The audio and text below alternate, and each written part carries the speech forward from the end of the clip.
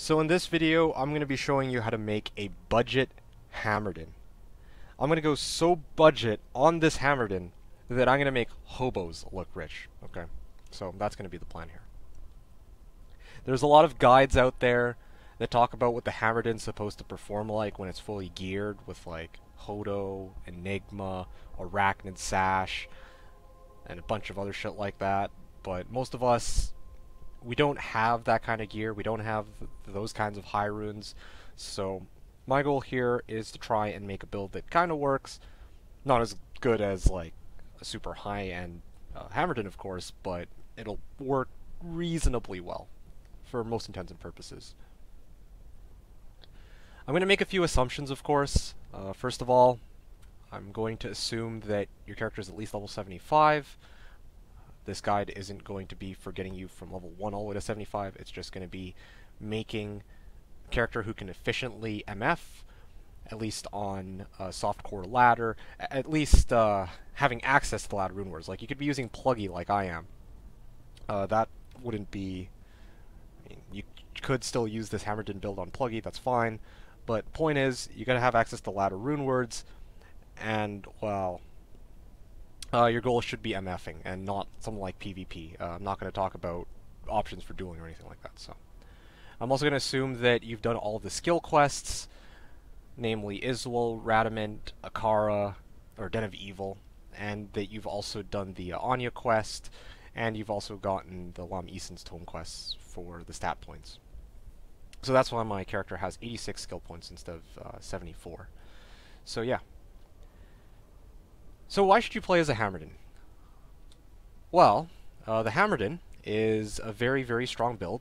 It's considered by a lot of players to be one of the strongest builds in the game. The Hammerdin has a lot going for it, for sure. Its main source of damage is Blessed Hammers, which does magic damage. There's very few monsters in the game that are immune to magic, or immune to magic damage, that is. A lot of monsters out there are immune to, like, cold, poison, fire, light. Sorks have a hard time dealing with those. The Hammerdin doesn't give a shit about any of those. Hammerdin will go in and clear just about anything in the game. The only set of monsters it can't really deal with would be Wave 2 of the Throne Room. So like if you're going to do like a Bale run, and you come across the Undead Wave, you're going to have to wait until your Merc clears that out, or you could also use Holy Bolts to try and take them down, but you can't hit them with hammers because they're immune to magic. Or at least some of them are. So, yeah, they don't have to deal with immunities. They've got lots of damage. They've got lots of AoE. They have plenty of mobility from abilities like Charge and Vigor. They have lots of survivability from Holy Shield, and also because their Paladin shields sometimes come with base resistances of up to 45, which is just insane. And, well, yeah, that's basically it. It's got a little bit of everything. Now, there are some weaknesses that the Hammerdin has, of course. The Hammerdin can't really deal with tightly confined spaces. Places like Maggot Lair are a bit of a problem for the Hammerdin, but the assumption is that, of course, you're not going to be trying to do Maggot Lair with a Hammerdin. So, as long as you avoid those places, you should be okay. Of course, you also don't get access to teleport until you either get Enigma or a teleport staff, which I'll talk a little bit about later. But, yeah, I mean, we have Charge. Charge is pretty good as far as mobility is concerned. Like, you can get to places pretty easily, but let's say you're in some place like River of Flame and you're trying to make it to Chaos Sanctuary. It would obviously be easier to get through this area right here, where you have to go all the way around through all these different paths to make it to the entrance of Chaos Sanctuary. It's easier to teleport past them than it is to actually charge or run past them. So, of course, that is one of the unfortunate drawbacks, but once again, it's not a big deal, especially if you can get your hands on a teleport staff, which I'll talk about later. So, the build can also be perceived as kind of boring to play, but that is, of course, subjectives. Anyway, so where should I put my skill points? Well, first things first, we're going to want to put a point into all the prereqs leading up to Holy Shield. We're going to need this later, of course. It's going to increase your chance to block, and it also gives us a decent amount of defense, And later on when we have, I'm not going to talk about it in this video, but when you get a fully decked out Hammerdin, Holy Shield is, well, it'll be a lot more useful than it'll be for us for this build. But anyway, so I'm going to max out Blessed Hammers, of course. And something worth noting is that the Holy Shield here, one of the prereqs for Holy Shield is charge. So, of course, this is going to be something that you're going to be using later on when you want to move around from place to place. So that's important to have a point in that. So you're maxing out Blessed Hammers, of course. Next thing you want to max out, of course, is concentration. As you can see, without concentration, you can see that I was doing only 200 damage. But once you actually put the concentration aura on, it does a lot more. Once you have it maxed out, it does about 600 damage. And then you're going to want to, of course, put the points into the prereqs, or sorry, the synergies for Blessed Hammers. That's namely Blessed Aim and Vigor. Of course, I would definitely recommend maxing out Vigor first, because you'll actually be using Vigor in town to move around quickly. Whereas Blessed Aim, the only use for it really is doing extra damage, because your main aura will be concentration. So, as you can see, Blessed Aim is at level 18. If I were higher level, like let's say level 77, this would be maxed out. And then if I were, like, let's say level 96, I could also max out Holy Shield. So whatever excess points you have after you reach this level, you're going to want to max out Blessed Aim, and then you're going to want to put your remaining points in a Holy Shield. You won't be able to get it all the way maxed up to level 20 until you get a really high level, but yeah, that's just the general idea. Hello. As you can see, my character is currently butt-ass naked. I will show you how to get gear for that in a moment. There's no gold either. There are some potions, but, I mean, it's not a big deal. I'm going to start off by actually assigning about 100 points into Vitality. Now, you might be wondering, like, what the point of this is. Well, I'm going to be farming some of the monsters in a little bit. Like, this is really a bare-bones, straight-from-scratch Hammerdin. There's some guides out there that automatically assume that you have certain items to work with, but here I'm not going to make that assumption. Assuming that you're starting off with absolutely nothing, I'll tell you how to get everything leading up until, well, until you can actually farm the pits. The pits is a pretty nice level 85 area. I'll talk a bit more about that later. As you can see, I put 100 points into Vitality because I'm going to be farming in a moment Eldritch, Nightmare Eldritch. But if I had, like, no points into Vitality, then I'd be much easier to kill. I want to save the remaining stat points for whatever gear I'm going to get my hands on a little bit later. But yeah, putting 100 points is a pretty safe bet. You're going to, of course, have at least 100 points into Vitality once, no matter what your gear will be, as I'm going to show in a moment. So as you can see, just finished farming Eldritch. I'm going to do this a couple times, and there's a reason for this. Okay, so we're just gonna... As you can see, I'm actually selling... I'm selling the items that I get from Eldritch for gold. Because what we're gonna be doing, where we're gonna be getting our items, is actually the... I actually went a bit too close there. Oh, wow, that was really bad. I should have actually started drinking some of these potions earlier, but... you're gonna be going to go to Charcy in a little bit, Nightmare Charcy. And when you go to Charcy, you're going to look for a certain set of items. You're going to look for a decent set of gloves, you're going to look for a decent belt, and you're also going to look for some faster run walk boots. And the faster run walk boots are going to be probably the biggest reason that you're going to want to go there. Of course, the boots, I prefer faster run walk. They're not necessary. You could totally get by using just Vigor, and later, as I'll show you, Stealth, Tal F. But I personally like to have Vigor, or I personally like to have those boots just because it makes my life a lot easier, especially because one of the places that I'm gonna want to farm, of course, is Countess. So I just finish up here, so I can sell this breastplate, sell this war gauntlets, sell this and sell that. 38k. I mean, if you do maybe 4 or 5 runs of Eldritch at the most, that should put you up to about 50k. And that should be more than enough to talk to Charcy and get the items that you're really looking for here. So, as you can see, a lot of different options. There it's kind of laughable that I'm doing this, but I mean, if you're starting off with absolutely nothing, if it's like day 1, day 2 of ladder, and have nothing to work with except for the clothes on your back and level 75 character, then well, you need to get your gear from somewhere. You need to start at some point. So you can see some of these boots, like these wouldn't be bad boots actually. 23% fire res, 9% MF. Definitely not bad at all, because later on when you get your spirit shield, then fire res is going to be kind of lacking compared to the other resistances. And you saw how much damage I just took from Eldritch exploding from being fire enchanted, so that's something you want to avoid too. So as you can see here, you got a nice set of options for gloves. This one's got plus strength, this one's got plus light res and MF, this one's got dexterity. I'm going to go for MF and light res.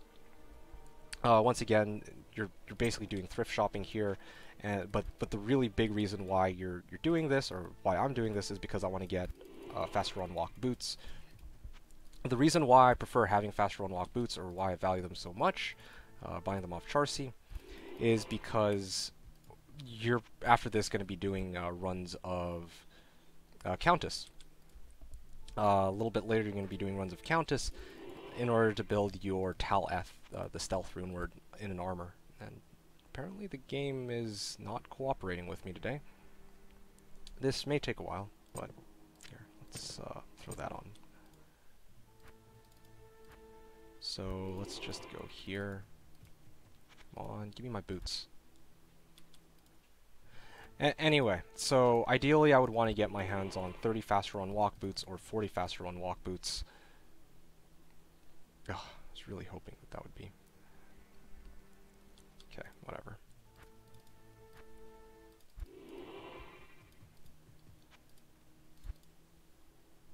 And so if I can't find it in the next two, then I'll just proceed onward. But I mean, idea here is you're trying to get yourself your boots, and then once you get your boots,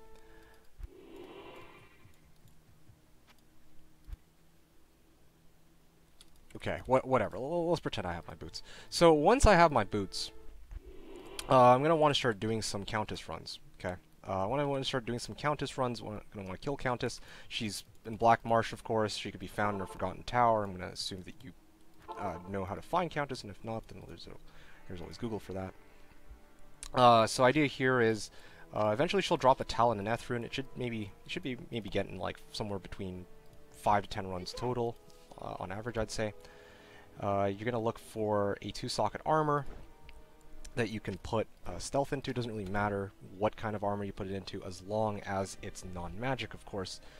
And yeah, as you can see here, faster on walk, faster cast rate, and faster hit recovery are all really useful.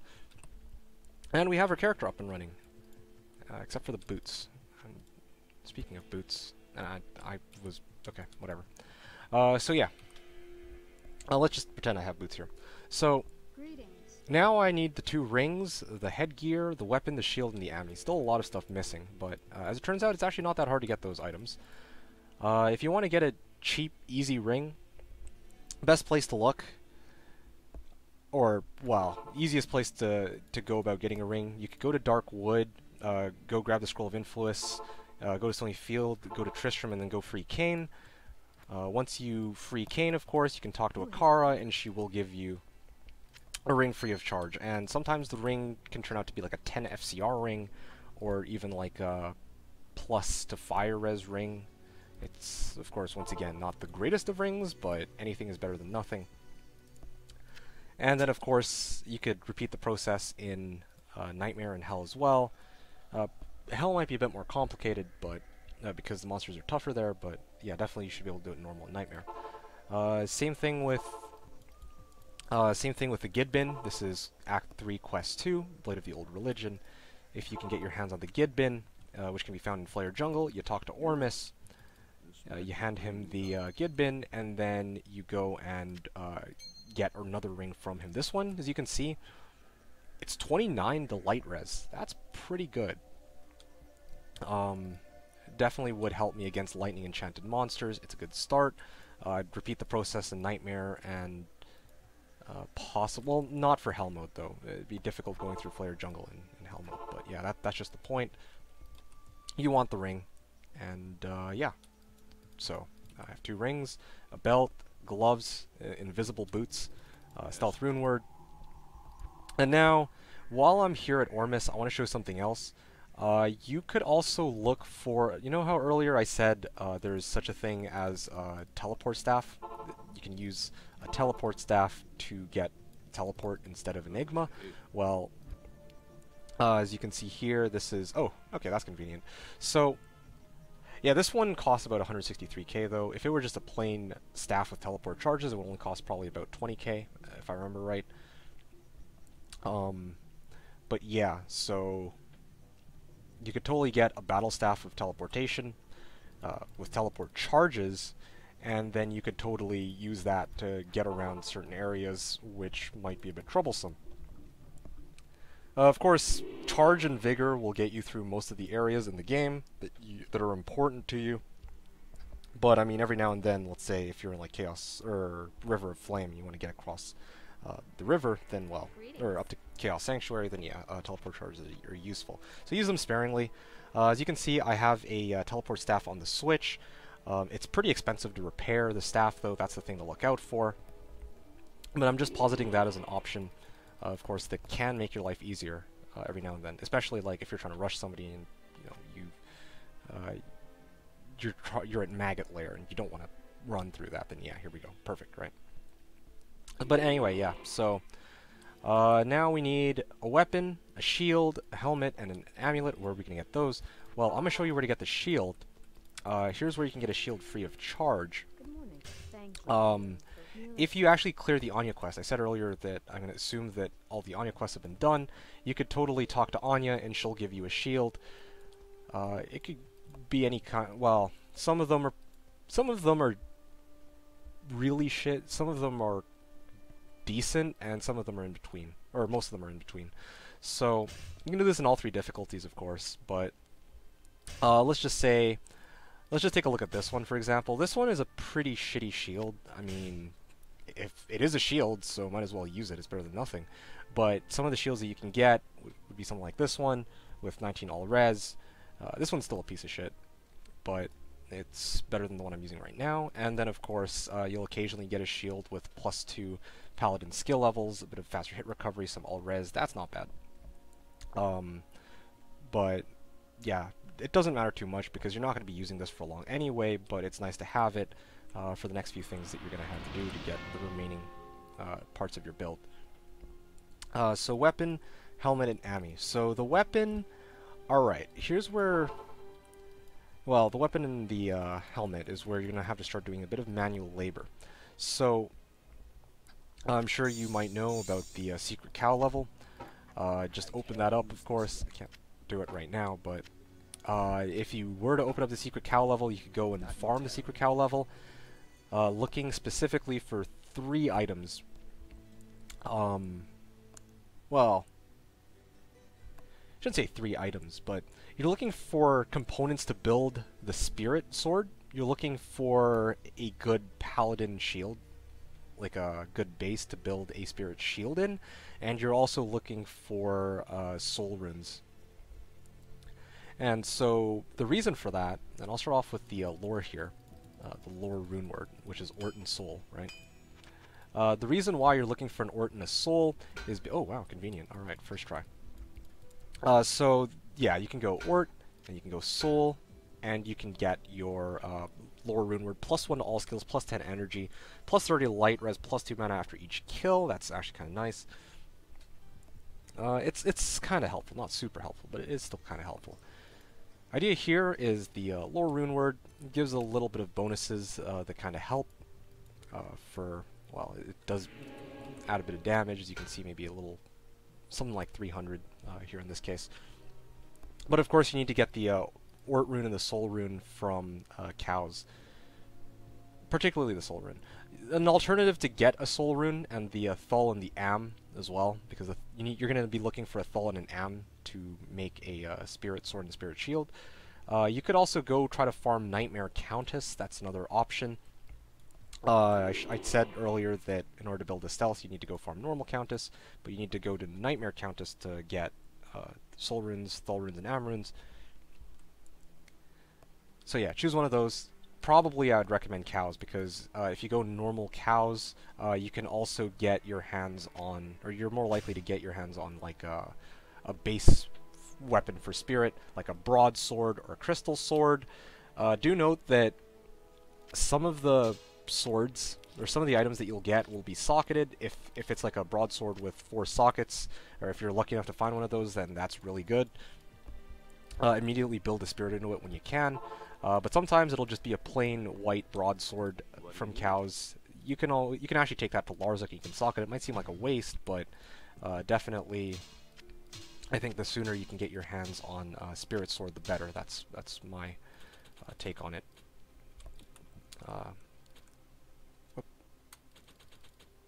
There we go. So yeah, so just keep in mind, don't socket a broadsword from... Or you can also use a socket Q recipe, by the way. I'm not going to talk about that right now, though. Larzuk is the faster and easier way to go about socketing this into a 4 socket. Make sure you don't use a broadsword from, like, Act 1, Act 2, Act 3. Because those broadswords are not the correct... If you get a broadsword from those areas, it's probably not going to be the right item level, such that if you were to go to Larzuk and you were to try and socket it, that it would roll 4 sockets. So, that's the mistake that people have made. They'll socket it with Larzuk, and they'll say, oh shit, my broadsword only has 3 sockets, why is this? That's why I'm saying go get it from cows. Much easier that way. And then, of course, every now and then, you might get lucky, or lucky enough to get your hands on some kind of base shield. It doesn't have to be one that's super fancy with like 40 res or anything like that. Even an Aaron shield or like a Paladin shield with 15 all res, 10 all res, doesn't really matter. All that matters is that it is dropped from cows, and that you can go and socket it to get 4 sockets. Then you can go Tal, Thul, Ort, Am, and then bam, you have Spirit Sword, and you have a Spirit Shield. You can even sub this piece of shit out for that. So I can even gleefully sell this. So yeah, this is your starting point. Spirit Sword, Spirit Shield, and Lore, all from cows, as well as Stealth. And then, of course, your Ami. Okay, so the assumption is that while you're farming cows, you should be able to get a usable amulet. It might have, like, plus to fire resist, plus to cold resist or whatever. But if for whatever reason you really want an amulet and it doesn't drop from cows, you could also just go gamble one for about 63k. I already showed you how to farm gold, decent amounts of gold, quickly with no gear. You can go and do that. And then, of course, if you want to make yourself a useful amulet, then one trick that you can use is if you have one of each type of P-gem, minus a P-skull. And you should be collecting gems, by the way. Collect gems because you can use them for a lot of different things. You can use them for cubing recipes, you can use them for crafting, especially P-amethysts. Like, you can use this to build, like, use this to make, like, a caster belt or something. But anyway, so as you can see, I'm cubing one of each type of P-gem with an E-magic amulet, and I get a prismatic amulet. Comes with 16 all resists, or, well, somewhere between, I think it's like up to 20. It's like 15 to 20, 10 to 20, I don't know. But idea is you get some resistances from this. Pretty quick hack to go and get yourself a good amulet. Sometimes it'll even roll with a second modifier, like plus 10 to faster cast rate or something. So, yeah.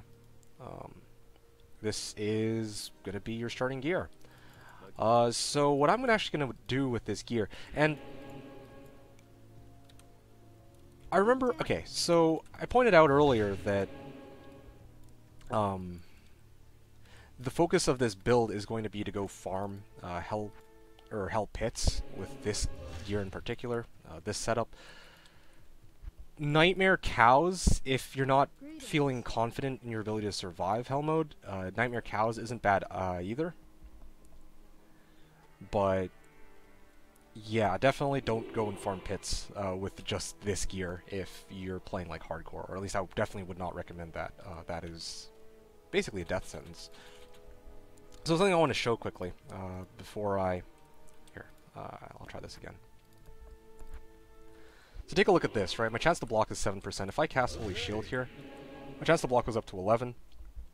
We're going to want to make sure that my Holy Shield is active as I'm putting points in Dexterity, because we want maximum chance to block. Like I'm trying to allocate points to max out my block, and then the rest of my points will go into Vitality, of course, so I can get as much health as possible. Definitely, you're on the topic of getting life, you're probably going to also want to make sure that you've done the Golden Bird quests in Normal and Nightmare at the very least. There we go. Okay. So as you can see, I have enough strength to where all of my equipment, I have enough points in Dexterity to have max block, and I'm going to put the remaining points that I have in the Vitality. As you can see now, I have close to 1,000 life, or a little over 1,000 life. And it's actually really starting to bother me that I don't actually have any boots, let alone ones with faster run walk.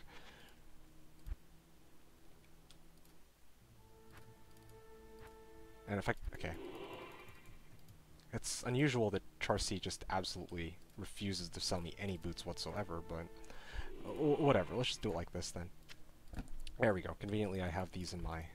so this is the speed you'd be running at if you had if you actually had 40 fast run walk boots. You can kind of see why I'm saying like it's actually really nice to have.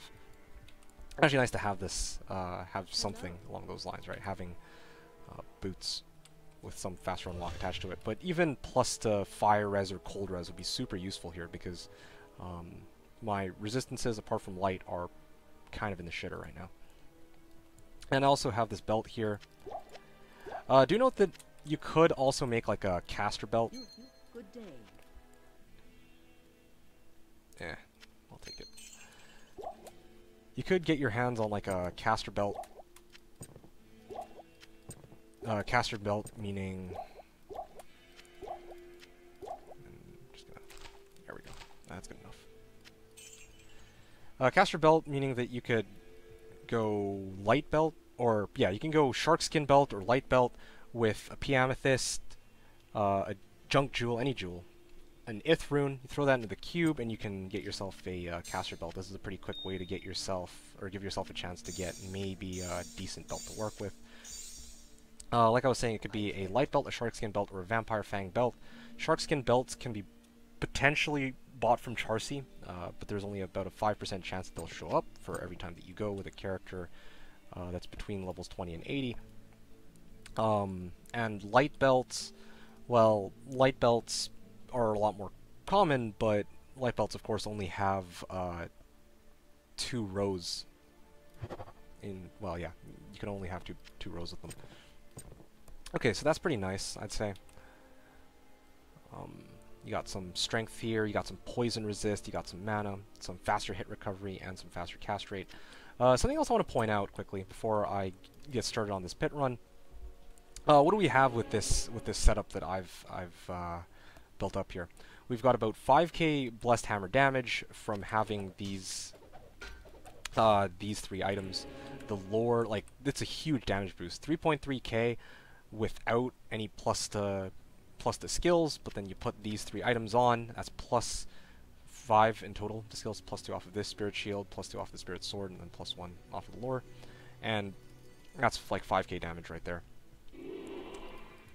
So, other things to look out for, as you can see here, we have 89% faster cast rate. Even without this sharkskin belt, it would have been 82%, I think, which is more than enough to hit the 75% faster cast rate breakpoint. That's, of course, very useful,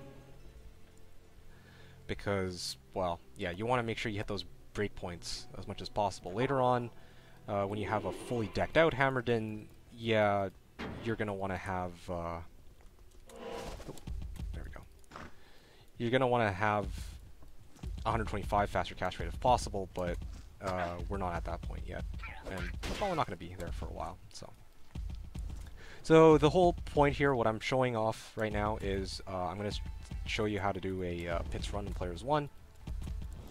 Still, I don't think this is a place where you can farm. I'd still recommend probably Nightmare Cows over this, but I'm just showing you that there are certain places in Hell mode that you can do just with these core components alone. Do notice that I'm actually charging my way over with Vigor. Once I actually make it into the pits, and just even in general, you're probably going to want to actually walk. If you actually try to run, then your chance to block goes down drastically, and their chance to hit you goes up real high. As you can see, my hammers will kill them in one hit. That's all it takes. So the goal here is just to make sure that I stay alive. I gotta keep. Oh wow, first unique pack cost me a Nagus blade. I could totally throw this on like a merc or something, but yeah. Anyway, so notice I'm still walking. I don't want these monsters to. Oh, okay. So already you can see the effects of. If I actually had a lot less cold res than this, I would have died there, or I would have taken a lot more damage. But even with just like close to 0 cold res, I took like 300 some damage there. And I also got cursed, so probably getting cursed. I don't really want to deal with that right now, so I'm actually going to return back to town and just purge off that amp off my head. Yes? Yeah, whatever, don't need that. But yeah, you get the gist of it. It's not really that hard at all. Hammerdin, pretty straightforward build. Like I said earlier, make sure to walk while you're in this area. You can also see that if I just stand here, most of the monsters, look at my character just blocking most of those hits, right? That's why you want to make sure that your chance to block is maxed out, because it'll very much increase your survivability and reapply the shield. You can see that I'm surrounded by monsters. I'm of course gonna want to like slowly back away. I don't want to like get surrounded by everybody, but okay, here's a nice confined space where you can kind of see the blessed hammer sometimes does be a problem. So there you go. Even when I'm surrounded by a big group of monsters, I don't have the best gear, but thanks to my ridiculously high chance to block, I can still survive this area, even though I'm close to the middle of most of them. So yeah, just keep this in mind, using a combination of Vigor, switching between Vigor if I want to get to the next mob, or even go to pits level 2. And then, oh, that is a Fanat pack. Of course, I want to keep my distance from that. Apparently it's fully freeze and Fanat. Okay, there you go. At least killed them all.